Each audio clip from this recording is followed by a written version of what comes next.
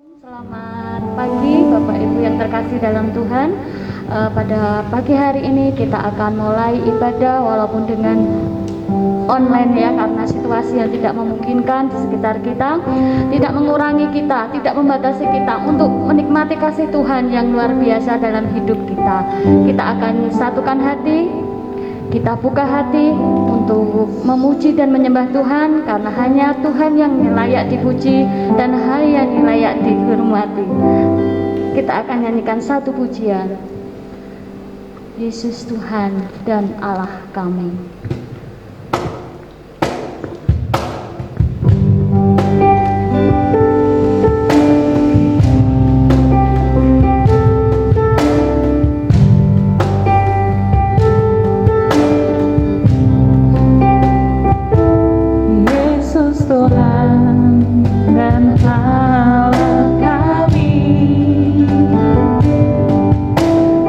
Kau yang menerima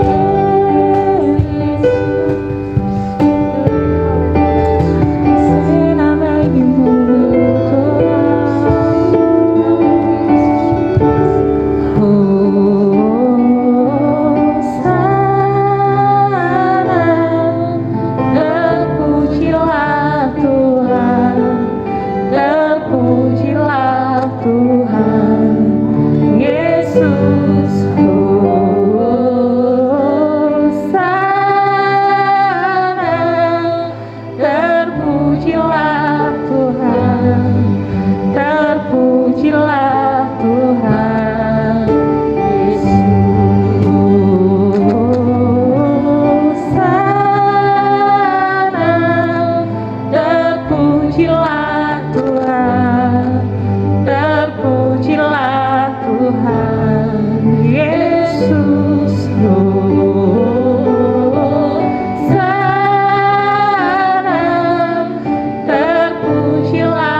Tuhan, terpujilah Tuhan Yesus sana.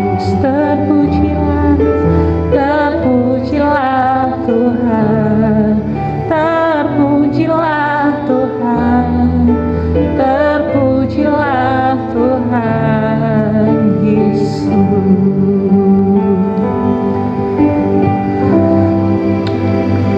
Terima kasih Tuhan. Terpujilah Engkau Tuhan di atas segalanya Tuhan.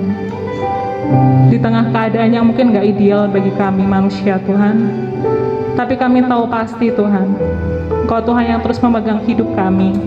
Engkau yang Tuhan terus memilih hidup kami Tuhan, memakai setiap kehidupan kami, memelihara setiap kehidupan kami Tuhan. Ajar kami Tuhan untuk senantiasa erat dengan hati-Mu Tuhan. Bawa kami untuk terus melekat hanya kepada Bapa. Terus pegang kendali kehidupan kami Tuhan. Kami mau belajar taat, kami mau belajar tunduk hanya kepada Engkau Tuhan. Terus sertai kehidupan kami Tuhan. Terima kasih Tuhan, terima kasih Yesus. Ajar kami untuk terus memandang Engkau Tuhan di tengah keadaan yang mungkin bagi kami gak ideal, mungkin bagi kami Tuhan apa yang sedang terjadi, tapi kami tahu pasti rencana Tuhan selalu indah dan baik pada waktunya Tuhan. Kami percaya Tuhan. Terima kasih Tuhan, terima kasih Yesus. Kami sambut berkat-Mu dengan penuh ucapan syukur. Hanya di dalam nama Yesus Kristus kami sudah berdoa dan mengucap syukur. Amin. Masih semangat ya Bapak Ibu Saudara sekalian. Sekalipun ibadahnya online nih, gak jumpa langsung di gereja ya, tapi saya yakin dan percaya ini semua gak mengurangi semangat dan sukacita kita untuk terus memuji dan memuliakan nama Tuhan. Amin.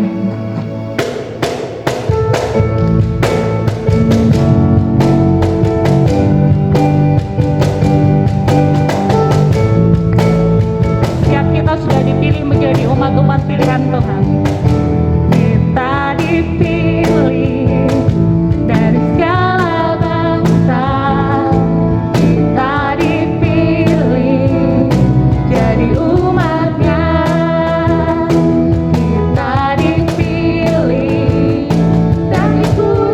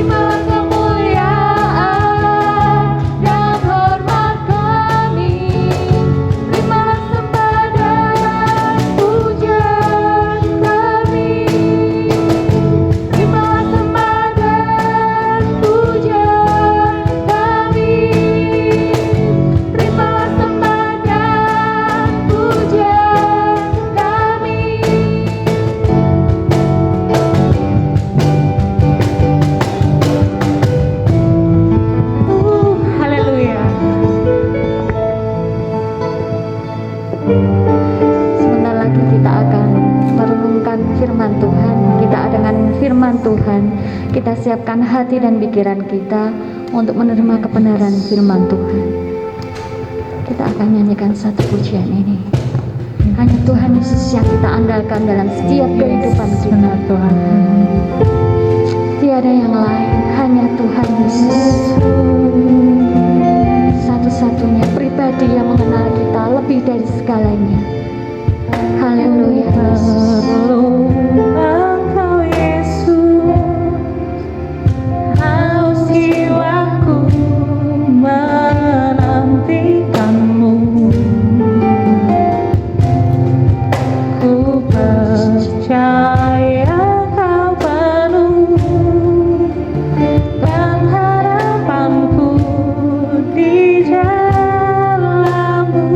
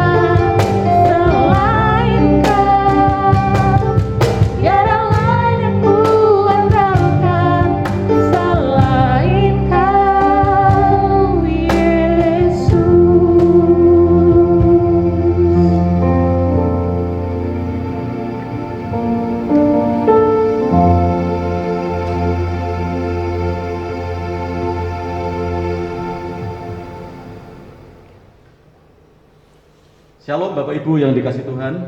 Pagi hari ini adalah pagi yang cukup luar biasa, cerah, dan hari ini adalah hari yang berbahagia kita berkumpul kembali walaupun online.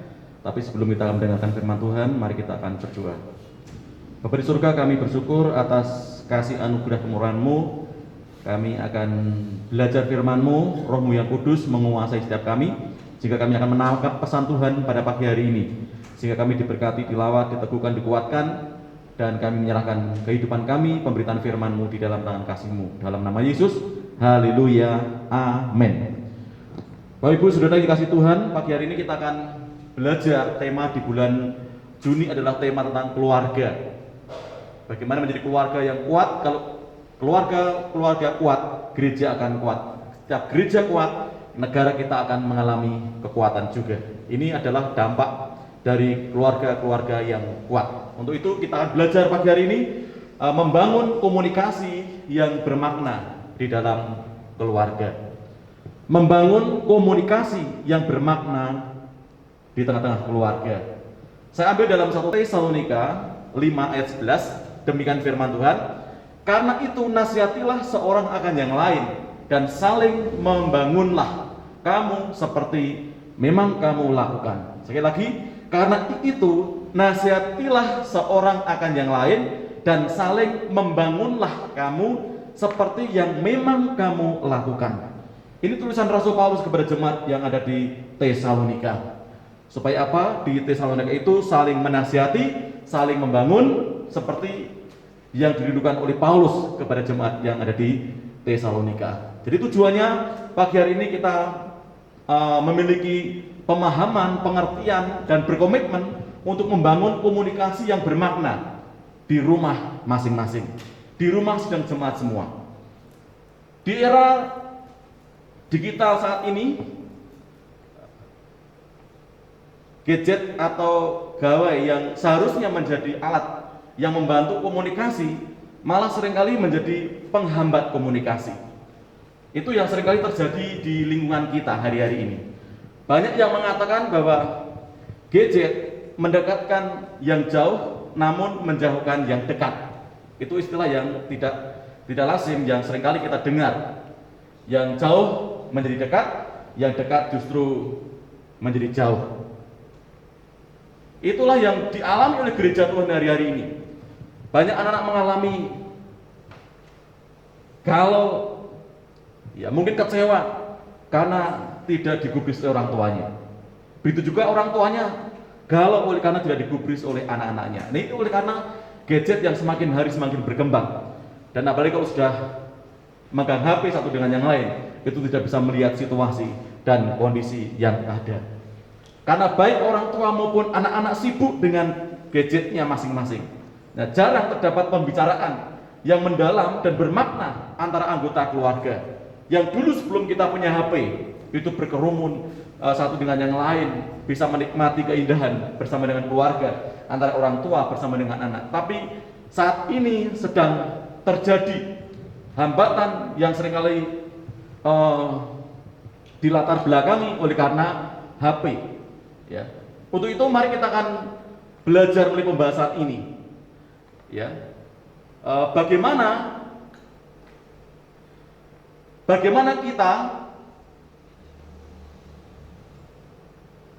kita membangun komunikasi yang bermakna di dalam keluarga. Ini suatu pertanyaan yang bisa kita renungkan. Bagaimana kita membangun komitmen, komunikasi yang bermakna dalam keluarga.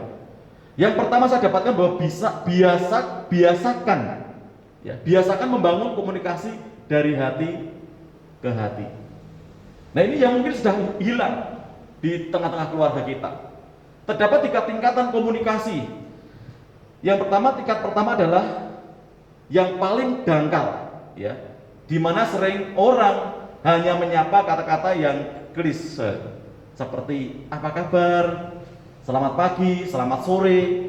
Nah, komunikasi semacam ini walaupun diperlukan, namun klise, ya, dan tidak bisa membangun hubungan yang lebih mendalam. Tidak bisa terjadi suatu komunikasi satu dengan yang lain. Tingkat kedua adalah tahap bertukar fakta, ya, di mana mulai terdapat pembicaraan mengenai sesuatu, namun tetap terdapat balasan. Kalau sudah dibalas ya sudah, tidak ada lagi pembicaraan, tidak ada lagi suatu komunikasi. Namun pun lebih baik dibandingkan komunikasi tingkat pertama, namun masih terdapat dinding yang dibangun dan pembicaraannya sifatnya belum personal, belum dari hati ke hati, belum bisa mengungkap apa yang terjadi, belum terjadi suatu komunikasi yang akrab antara orang tua dengan anak atau orang dengan orang lain. Dan yang ketiga adalah komunikasi yang terdalam adalah pada saat komunikasi mulai menyampaikan perasaan dan pendapat, ya, pada hal-hal yang mereka sedang diskusikan, mereka yang sedang diperbincangkan. Nah, tahap ini seseorang mulai berani menyampaikan perasaan atau pendapatnya atau sanggahan atau bisa mengutarakan apa yang dalam hatinya. Nah, pada tahapan ini mulai terdapat pembicaraan dari hati ke hati, di mana mereka merasa nyaman satu dengan yang lain, dan di mana mereka yang berkomunikasi menjadi yakin bahwa mereka dapat mempercayai satu sama lain tanpa takut dan dihakimi. Nah, tahapan yang terakhir ini adalah tahapan yang diperlukan oleh personal itu. Tidak hanya safaan yang penting, tapi itu tidak penting, terlalu penting. Tapi begitu mendalam, mengorek suatu permasalahan dalam keluarga, pribadi, dan saling membuka hati satu dengan yang lain, itu mulai terjadi suatu komunikasi, ya. Yang kedua, saya dapatkan, jadilah pendengar yang baik. Jadilah pendengar yang baik. Nah, istilah ubing berarti mengabaikan lawan bicara dan lebih fokus pada ponsel atau tidak memperdulikan. Lawan kita berkomunikasi, lawan kita berinteraksi dalam keluarga. Nah, ini yang seringkali terjadi dalam keluarga. Di dalam keluarga sering terjadi antara anggota keluarga tidak mendengarkan dengan sungguh-sungguh apa yang disampaikan oleh anggota keluarga yang lain karena ia sibuk dengan ponselnya, dengan HP-nya. Itu yang seringkali terjadi. Yang mungkin kita rasakan hari-hari ini, orang tua, baik bapak, baik ibu, baik anak, oleh karena kesibukan memegang HP-nya, sampai-sampai sarapan untuk anaknya aja kadang-kadang bisa lupa. Itu bisa terjadi. Istri juga bisa lupa menyediakan makanan karena terlalu sibuk pegang HP. Bapak juga bisa lupa karena terlalu pegang HP dan tidak bisa melayani keluarga dengan baik. Nah, ini diperlukan satu pendengar yang setia. Dalam Markus 10 ayat 49, kita bisa melihat bahwa Yesus adalah seorang pendengar yang baik, di mana ia berhenti dan mendengar Bartimius yang berseru minta tolong kepadanya. Dalam perikop ini sangat jelas sekali bagaimana Bartimius tidak hanya menyebut Yesus anak Daud, kasihanilah aku. Tapi kita bisa melihat tidak hanya sekali dia utarakan, dia berapa kali memanggil nama Yesus. Walaupun para murid itu tidak mendengar, walaupun para murid itu tidak memperhitungkan Bartimius ini, tapi kita bisa melihat teladan Yesus. Ia berhenti dan mendengar Bartimius yang berseru minta tolong kepadanya. Nah, saat kita mau mendengarkan dengan sungguh apa yang disampaikan keluarga kita hanya dapat mengerti kebutuhan mereka, ya. Namun juga memberikan kesempatan bagi kita untuk menawarkan diri untuk menolong mereka. Jadi ada satu timbal balik di sini. Kalau di tengah keluarga kita bisa, saat kita misbah keluarga, saat kita berdua bersama antara orang tua dengan anak, kita bisa berkomunikasi di situ. Anak bisa mengutarakan idenya, pendapatnya, gagasannya, tujuannya. Nanti bisa didoakan secara bersama-sama. Itulah fungsi keluarga. Makanya setiap hari Senin itu saya kirimkan pedoman penuntun misbah Senin sampai Sabtu. Nah itu kita bisa menjadi pedoman, di situ ada pujiannya, mau nyanyi apa di situ, ada ayatnya di situ, ada pembahasannya. Nah itu tujuannya supaya keluarga-keluarga itu bisa kompak di situ, kita bisa share di situ firman Tuhan, tinggal baca saja kita akan mengerti. Nah kita bisa melihat di sini, seperti Yesus memberikan teladan yang luar biasa. Mendengarkan Bartimius berseru. Nah biarlah kita orang tua, anak-anak, mari saat orang tua berseru kita dengarkan. Saat anak berseru, orang tua pun juga akan mendengarkan. Supaya apa? Ada satu tanggapan, ada satu interaksi yang baik di situ. Itulah kita harus menjadi pendengar yang baik di tengah-tengah keluarga kita. Di samping itu, yang sering terjadi adalah pengabaian. Nah, mulai hari ini mari kita mendengar keluh kesah anak. Sampai-sampai ada anak yang tidak terurus, anak yang tidak diperhatikan orang tua, sampai anak itu menabung dengan uangnya.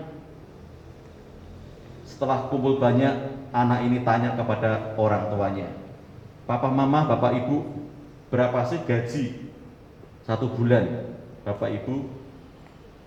Terus akhirnya di total sehari mendapatkan sekian. Nah akhirnya anak itu mengeluarkan tabungannya dan membayar orang tuanya, supaya orang tuanya tidak kerja pada hari itu dan dibayar oleh anaknya, supaya apa? Anaknya itu bisa ada di tengah-tengah orang tua. Nah itu sesuatu yang bagaimana anak itu kurangnya perhatian dari orang tua. Tidak salah orang tua bekerja,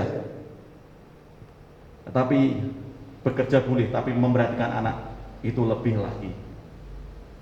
Lebih lagi. Karena mereka adalah harta kesayangan kita. Harta yang Tuhan percayakan kepada kita. Mari kita bangun, kita menjadi pendengar-pendengar yang baik. Tidak hanya mendengar anak, mendengar orang tua, mendengar tetangga, mendengar nasihat siapapun. Kita perlu belajar menjadi pendengar-pendengar yang baik. Dan yang ketiga, saya dapatkan kita saling mendorong dan menguatkan. Saling mendorong dan menguatkan. Komunikasi di dalam keluarga harus dipenuhi dengan motivasi untuk saling mendukung dan menguatkan. Saling memotivasi, saling mendukung, saling menguatkan. Nah, kita harus memperhatikan perkataan-perkataan kita di dalam keluarga. Jika kita tidak perhatikan, jangan-jangan tanpa kita sadari terdapat pola yang salah dalam pola komunikasi. Ada nggak anak kita yang sebentar-sebentar mengkritik, sebentar-sebentar mengkritik kok sebentar-sebentar? Bisa terjadi itu. Mungkin adik kita ngomong sebentar, itu salah, itu benar.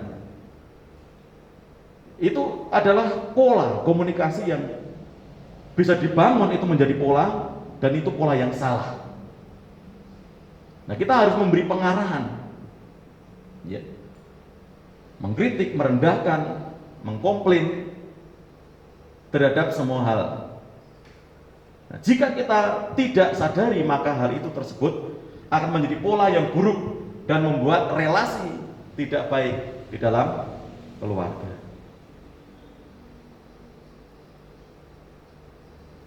Dalam 1 Tesalonika 5 ayat 11 mengatakan, "Karena itu nasihatilah seorang akan yang lain, dan saling membangunlah kamu seperti memang kamu lakukan."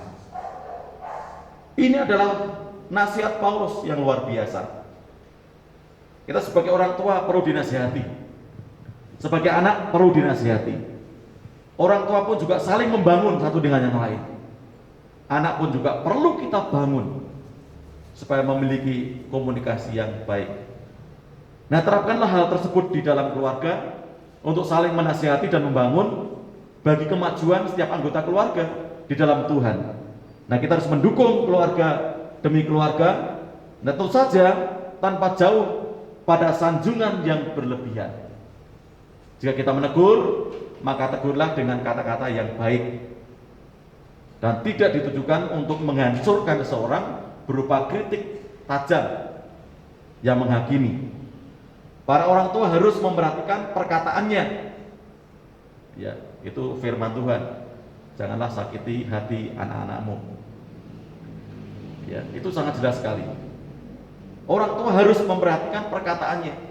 Saat orang tua menasihati anak-anak, nasihati anak-anak dengan jelas dan tegas, namun dengan perkataan yang penuh kasih dan tidak mengeluarkan kata-kata kutukan. Ini adalah firman. Keluarga merupakan pusat pemuritan, di mana semua anggota keluarga bertumbuh menjadi murid Kristus. Lewat relasi di dalam keluarga, bangunlah relasi menjadi relasi yang kuat melalui pola komunikasi yang bermakna. Dengan membiasakan komunikasi dari hati ke hati, menjadi pendengar yang baik serta saling mendorong dan menguatkan. Kita menjadi gereja, kita menjadi keluarga yang harmonis, keluarga yang kompak, keluarga yang diberkati Tuhan, keluarga yang menghadirkan shalom di tengah-tengah keluarga. Keluarga kuat, gereja kuat. Gereja kuat, kota kita kuat. Kota kita kuat, bangsa negara kita menjadi bangsa yang kuat pula. Diawali dari keluarga-keluarga. Tuhan Yesus memberkati kita semua. Puji Tuhan. Mari kita akan pujikan satu pujian bersama keluargaku melayani Tuhan. Bersama keluargaku melayani Tuhan, bersatu selamanya saling mengasihi Engkau. Tiada yang dapat melebihi kasih-Mu ya Tuhan. Bagi kami Engkau segalanya, bersama keluargaku, bersama keluargaku melayani Tuhan, bersatu selamanya mengasihi Engkau. Tiada yang dapat melebihi kasih-Mu ya Tuhan. Bagi kami Engkau segalanya, bagi kami Engkau segalanya, bagi kami Engkau segalanya, bagi kami Engkau segalanya, bagi kami Engkau segalanya.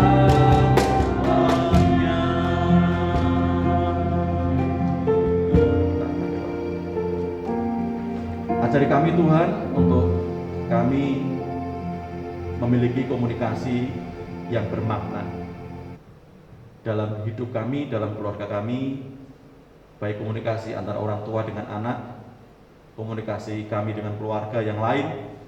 Ajar kami untuk kami membangun kehidupan kami dari hati ke hati, untuk kami menjadi pendengar yang baik, bahkan saling menguatkan satu dengan yang lain. Ialah gerejamu, Gereja Bethel Indonesia Maranatha ini, ajari kami untuk kami melakukan, mempraktekkan firman-Mu pagi hari ini, sehingga kami menjadi pelaku-pelaku firman yang hidup, dan ajari kami untuk kami boleh berkomunikasi dengan baik yang bermakna di dalam hidup kami. Dalam nama Yesus kami menyerahkan hari ini untuk pemerintah negara bangsa kami, untuk Kota Salatiga yang sedang menangani COVID-19 ini, yang belum berujung, bahkan belum berhenti, justru malah tambah dan tambah. Kami tetap mempercayai Allah yang sanggup memberi pertolongan atas bangsa negara kami, atas Kota Salatiga, dan kami yakin percaya semua itu adalah seizin Tuhan. Ada suatu rencana yang indah tentunya yang Tuhan akan nyatakan atas bangsa kami, atas Kota Salatiga. Tapi kami yakin percaya, kami terus ada di dalam pemeliharaan tangan Tuhan. Jemaat-Mu dalam pekerjaan, dalam usaha apapun, biarlah Tuhan buat berhasil, buat sukses, sehingga diberkatilah kiranya seluruh jemaat-Mu GPI Maranatha dimanapun berada. Dalam nama Yesus, haleluya, amin. Shalom jemaat, berikut adalah sekilas info GBI Maranatha. Kami mengucapkan selamat ulang tahun untuk jemaat yang berulang tahun pada minggu ini. Bapak Joenio Prasetyawan pada tanggal 23 Juni, Ibu Lydia Evi Juniarti pada tanggal 25 Juni. Selamat ulang tahun juga untuk adik Kevin Matatias Benito Alexander pada tanggal 26 Juni dan saudara Gabriel Enggar Bahutista pada tanggal 27 Juni. Kami, keluarga besar GBI Maranatha, mengucapkan selamat menempuh hidup baru untuk saudara Daniel Andika Krisnanto dan saudari Faya Diar Natalia. Kami, keluarga besar GBI Maranatha, mengucapkan selamat atas diwisudanya saudari Tabita Belinda Jatiningrum dengan gelar sarjana pendidikan dan The Bachelor of Education. Untuk info kegiatan gereja akan diumumkan melalui grup GBI Maranatha. Demikian sekelas info dari kami. Pada akhirnya Bapa di surga, mohon kedatangan tanganmu atas seluruh umatmu yang hadir pada pagi hari ini, dimanapun mereka berada, biar penyertaan-mu sempurna. Pada akhirnya Bapa di surga, mohon kedatangan tanganmu atas umatmu, dimanapun mereka berada, biarlah damai dari Allah Bapa, sukacita dari Tuhan Yesus, penyertaan Roh Kudus mengalir atas kehidupan rumah tangga mereka, menjadi rumah tangga yang diberkati Tuhan. Segala pekerjaan mereka diberkati oleh Tuhan, dalam berkat nama Tuhan Yesus Kristus. Haleluya, haleluya, amin. Yesus